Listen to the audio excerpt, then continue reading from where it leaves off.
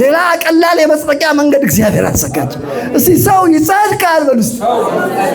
ዋው ሰው ይጸድቃል። እንዴት አድርጎ ይጸድቃል?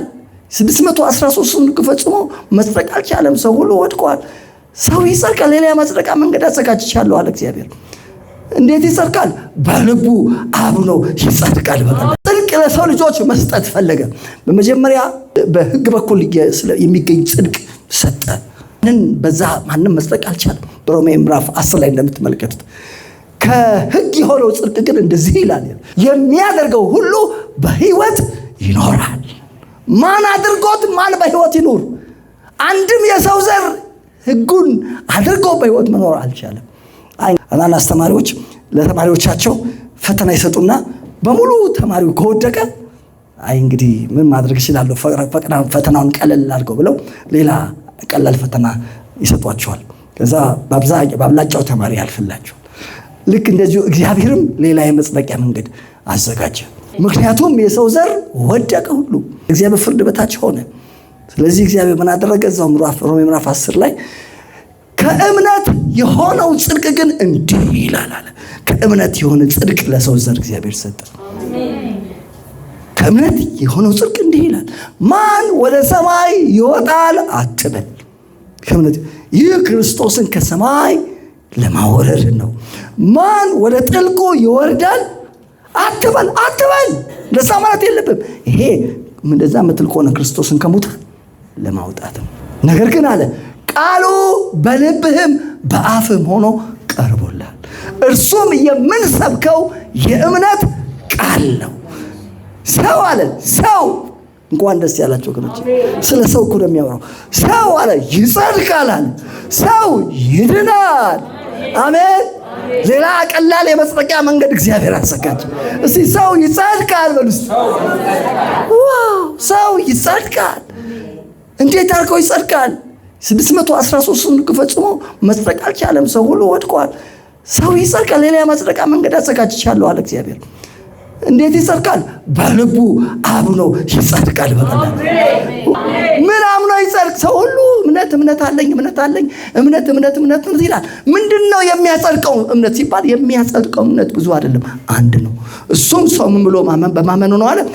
እግዚአብሔር ኢየሱስ ክርስቶስን ከሞት እንዳስነሳው በልብ ብታምን ትጸድቃል። አቀለለው እግዚአብሔር። ሰው ይድናል ተባለ። የኃጢአት ባሪያ በመሆን ለስጋው ምኞት ተገዢ ሆኖ የሚኖረው ሰው፣ የሰይጣን ባሪያ በመሆን የሰይጣን ፈቃድ የሚፈጽመው ሰው፣ የማያስተውለው የማይታዘዘው የሚስተው ሰው፣ በክፋትና በምቀኝነት የሚኖረው ለምኞትና ለልዩ ልዩ ተድላ እንደ ባሪያ የሚከሳው ሰው ይድናል ተባለ። ይድናል ከኃጢአት ባርነት፣ ከዘላለም ሞት፣ ክፉ ከሆነው ከአሁኑ ዓለም ከሞት ፍርሃት፣ ከጨለማው ስልጣን ይድናል ሰው ተባለ። እንዴት ይድናል? በአፉ መስክሮ ይድናል። ኢየሱስ ክርስቶስ ጌታ እንደሆነ በአንደበት ብትመሰክር ትድናለህ። በደሌ ደቋል፣ ስለ መተላለፌ ቆስሏል፣ የኔን በደል ተሸክሟል፣ ተጨንቋል፣ ተሰቃይቷል፣ ነፍሱን ስለ ኃጢአቴ መስዋዕት አድርጓል፣ እኔን ስለማድረግ ከሞት ተነስቷል ብሎ ሰው አምኖ ይሄን በመመስከር በመናገር እንደሚጸድቅ እንደሚድን ይናገራል። ጌታ ይመስገን። አሜን። አዎ እውነት ነው። ጻድቅ አልነበረም። እግዚአብሔር ግን ብዙ ጻድቅ በምድር ላይ እንዲኖር ፈለገ። ሌላ የማጽደቂያ መንገድ አዘጋጀ። ጽድቁ በምንድን ነው? በእምነት ሆነ። እንደ አብርሃም ብዙዎቻችን አብርሃምን አመነ እምነት ሆኖ ተቆጠረለት የሚለውን ቃል እናውቃለን አይደል? ስለ አብርሃም ታውቃላችሁ። እምነት የአብርሃም ጽድቅ በጣም ያስደንቀኛል። ያው ልጅ የለኝም ብሎ ያጉረመረመ እያለ እግዚአብሔር መጣና በራእይ ወስዶ የሰማይ ከዋክብትን አሳየው። ዘርህ እንደ ሰማይ ከዋክብት ይሆናል አለው። አሸዋ አሳየና ምን አለው? ዘርህ እንደ ምድር አሸዋ ይሆናል። አብርሃምም ይሄንን አመነ፣ ጽድቅም ሆኖ ተቆጠረለት። ሐዋርያው ጳውሎስ በሮሜ ምዕራፍ 4 ቁጥር 23 እና 24 ላይ ተቆጠረለት የሚለው ለአብርሃም ብቻ ሳይሆን ለእኛም ጭምር። አሜን።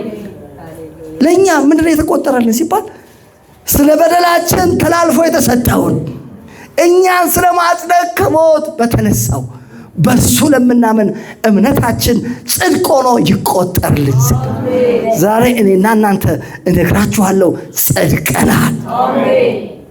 እምነታችንን ጽድቅ አድርጎ እግዚአብሔር ቆጠረልን። ምን ብለን ያመነውን? ስለ በደሌ ስለ መተላለፌ ክርስቶስ ስለ በደሌ ደቅቋል፣ ስለ መተላለፌ ቆስሏል፣ ስለ በደሌ ተላልፎ ተሰጥቷል፣ እኔን ስለማጽደቅ ከሞት ተነስቷል ብለን በማመናችን እግዚአብሔር እምነታችንን ጽድቅ አድርጎ ቆጥሮልን እኛ ጻድቃን ሆነናል።